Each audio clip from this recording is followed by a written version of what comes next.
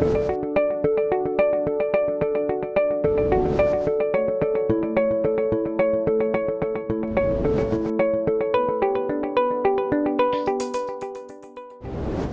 estamos direto da AUA 2024, nosso SBU in situ. Eu estou aqui com o Dr. Nikhil Mukherjee, da Universidade de Alberta, no Canadá.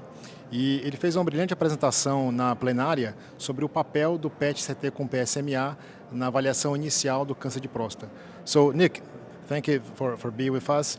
The PSMA PET-CT will have some more robust data in the recurrence of prostate cancer.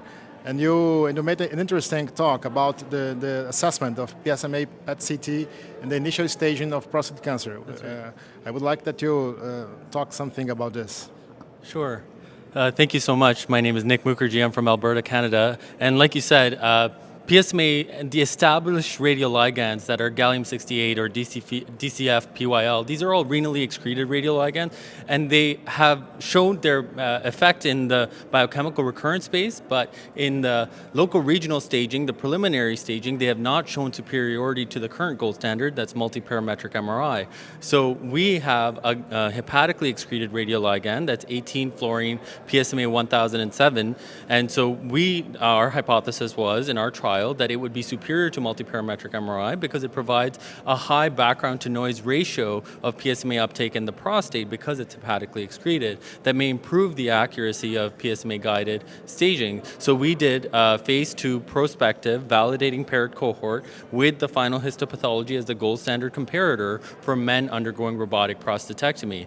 And all our patients in our trial would receive their PSMA PET scan and they would receive their multiparametric MRI within 2 weeks of each other. They would then undergo their robotic prostatectomy. They would get their final pathology as their gold standard, and then they would have this analyzed. So the pathologists, the radiologists, and the nuclear medicine physicians, they were blinded to all the perioperative data. All they knew is the study ID and the imaging or pathology slides.